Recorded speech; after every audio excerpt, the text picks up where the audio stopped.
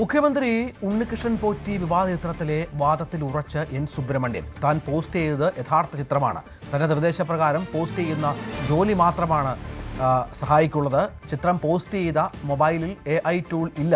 മുഖ്യമന്ത്രിയുടെ വേട്ടപ്പട്ടികളായി പോലീസ് മാറി.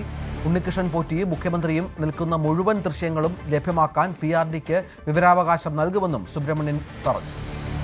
നമ്മൾ ഏതൊക്കെ സാഹചര്യത്തിലാണ് ഇത് പോസ്റ്റ് ചെയ്തതെന്നാണ് പോലീസ് ചോദിച്ചത്. അതിന് കൃത്യമായി മറുപടി കൊടുത്തു. താങ്കളുടെ വാദം ഇപ്പോഴും 100% ഒറിജിനൽ ഫോട്ടോകളാണ് നമ്മൾ അപ്ലോഡ് ചെയ്തത്. അത് എവിടുന്ന് കിട്ടി, എങ്ങനെ കിട്ടി എന്നൊക്കെ പോലീസിന് വ്യക്തമായി പറഞ്ഞു കൊടുത്തു.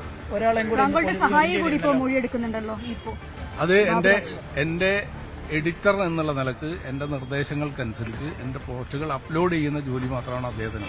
അദ്ദേഹം ക്രിയേഷൻ ഒന്നും നടത്തുന്നത് അല്ല, ഒറിജിനൽ ഫോട്ടോ ആണ്. ഞാൻ ചോദിക്കട്ടെ, മുഖ്യമന്ത്രിയുടെ ഓഫീസ് പുറത്തുവിട്ടൊരു വീഡിയോ ഉണ്ട്. ആ വീഡിയോ മുഖ്യമന്ത്രിയുടെ ന്യായീകരിക്കുന്നതിന് വേണ്ടി പുറത്തുവിട്ടൊരു വീഡിയോ ആണ്. സാധാരണ രീതിയിൽ PRD വകുപ്പ് മുഖ്യമന്ത്രി പങ്കെടുക്കുന്ന എല്ലാ പരിപാടികളുടെയും ഫുൾ വീഡിയോ അവരുടെ കയ്യിലുണ്ടാകും. ആ ഫുൾ വീഡിയോ പുറത്തുവിട്ടാൽ ഞാൻ ആദ്യം ഡിലീറ്റ് ചെയ്യപ്പെട്ട ആ വിഷ്വൽസ് ആ വീഡിയോയിലുണ്ട്. അതായത് മുഖ്യമന്ത്രി ഉണ്ണികൃഷ്ണൻ പോറ്റിയുടെ ചെവിക്ക് പിടിച്ചു നിൽക്കുന്ന ചിത്രം ഒറിജിനൽ ആണെന്നാണ് ഇപ്പോഴും. ചെവിക്ക് പിടിക്കുന്നല്ല, വളരെ കുറെ കൂടി ക്ലോസ് ആയി സംസാരിക്കുന്ന ഡെലിറ്റ് ചെയ്ത പോസ്റ്റ് അങ്ങനെയാണ്, കുറെ കൂടി സംസാരിക്കുന്ന ഫോട്ടോ. PM ശ്രീ പദ്ധതിയിൽ ഒപ്പുവച്ചത് തിരിച്ചടിയായെന്ന് CPM സംസ്ഥാന സമിതിയിൽ രൂക്ഷ വിമർശനം. CPM BJP ധാരണ എന്ന UDF പ്രചാരണത്തിന് ഒരളവ് വരെ വിശ്വാസ്യത കിട്ടി. ഇതിന്റെ കാരണം PM ശ്രീ പദ്ധതിയിൽ ഒപ്പുവച്ചതാണെന്ന് സംസ്ഥാന സമിതി അംഗങ്ങൾ പറഞ്ഞു. ശബരിമല സംഭവത്തിൽ പത്മകുമാറിനെതിരെ നടപടിയെടുക്കാത്തത് തെറ്റിദ്ധാരണ ഉണ്ടാക്കിയെന്നും വിമർശനമുയർന്നു. VV അരുൺ വിവരങ്ങളുമായി ചേരുകയാണ്. അരുണ്, സംസ്ഥാന സമിതിയിലുണ്ടായ വിമർശനമാണ് മനസ്സിലാക്കുന്നത്. 3:30 മണിക്ക് വാർത്താ സമ്മേളനമുണ്ട് CPM സംസ്ഥാന സെക്രട്ടറിയുടെ. നേരത്തെ പറഞ്ഞ കാര്യങ്ങൾ അദ്ദേഹത്തിന് തിരുത്തി പറയേണ്ടി വരുമോ? തെരഞ്ഞെടുപ്പ് പരാജയം അവലോകനം ചെയ്യാനാണ് CPMന്റെ നേതൃയോഗങ്ങൾ ചേർന്നത്. അതിലേറ്റവും പ്രധാനപ്പെട്ടത് ശബരിമല സ്വർണ്ണക്കൊള്ള തിരിച്ചടിയായി വന്ന കാര്യമാണ്. സംസ്ഥാന നേതൃത്വം ആദ്യം വ്യക്തമാക്കിയത് അത് തിരിച്ചടിയായിട്ടില്ല എന്നുള്ളതാണ്. പക്ഷേ അതിന് വിപരീതമായാണ് പിന്നീട് ജില്ലാ കമ്മിറ്റികളിൽ ചർച്ച വന്നത്. സംസ്ഥാന സമിതി യോഗത്തിലും അംഗങ്ങൾ പൊതുവിൽ സംസാരിക്കുമ്പോൾ ഈ ശബരിമല സ്വർണ്ണക്കൊള്ള തിരിച്ചടിയായി അതിന് പ്രധാന കാരണമായി പറയുന്നത് ഈ പത്മകുമാറിനെ നടപടിയെടുക്കാത്തതാണ്. മാത്രവുമല്ല, ന്യൂനപക്ഷങ്ങൾ പാർട്ടിയിൽ നിന്ന് മുന്നിൽ അകന്നുപോയി.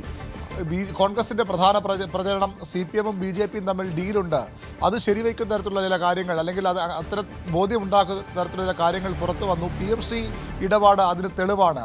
PMC കരാറിൽ ഒപ്പിട്ടത് ന്യൂനപക്ഷങ്ങൾ അകറ്റാൻ കാരണമായോ എന്ന സന്ദേഹമാണ് ചില സംസ്ഥാന സമിതി അംഗങ്ങൾ മുന്നോട്ട് വച്ചത്. CPMും BJPയുമായി ഡീലുണ്ടെന്ന ആരോപണങ്ങൾക്ക് ബലം പകരുന്നതായി ആ കാര്യം അത് കോൺഗ്രസ് ആദ്യം ഉപയോഗിക്കുകയും ചെയ്തു. PMC തിരിച്ചടിച്ചു എന്ന് തന്നെ ആദ്യമായി CPM സംസ്ഥാന സമിതിയിൽ അഭിപ്രായമുയർന്നു.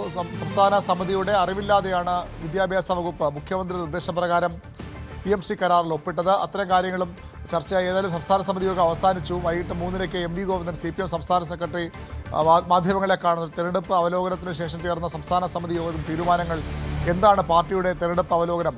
പരാജയ കാരണങ്ങൾ 3 കാരണങ്ങളാണ് പ്രധാനമായും CPI ചൂണ്ടിക്കാട്ടിയത്. അത് ന്യൂനപക്ഷങ്ങൾ അകന്നത്, ശബരിമല സ്വർണ്ണക്കൊള്ള, അതിനൊപ്പം ഭരണവിരുദ്ധ വികാരം. ഈ 3നും CPMന്റെ ഔദ്യോഗിക നിലപാട് എന്താ എന്നുള്ളത് വൈകിട്ട് അറിയാം. അത്തരം സംശയങ്ങൾ, ഈ ഭരണവിരുദ്ധ വികാരം എന്നത് പ്രാദേശിക ഭരണകൂടങ്ങൾക്കെതിരായ വികാരം മാത്രമേ ഉണ്ടായിരുന്നുള്ളൂ എന്നാണ് CPMന്റെ സംസ്ഥാന നേതൃത്വം നേരത്തെ അവകാശപ്പെട്ടതും ഈ കമ്മിറ്റിയിൽ റിപ്പോർട്ട് ചെയ്തതും. അങ്ങനെയല്ല, സർക്കാരിനെതിരെ കൂടി വികാരമുണ്ടായെന്ന അഭിപ്രായം സംസ്ഥാന കമ്മിറ്റി യോഗങ്ങൾ ഉയർന്നു വന്നു. അത് നേതൃത്വം അംഗീകരിക്കുമോ, നേതൃത്വത്തിന്റെ അവലോകന റിപ്പോർട്ടിൽ അത്തരം കാര്യങ്ങൾ കൂടി ഉൾപ്പെടുമോ എന്ന കാര്യമാണ് ഇനി അറിയേണ്ടത്.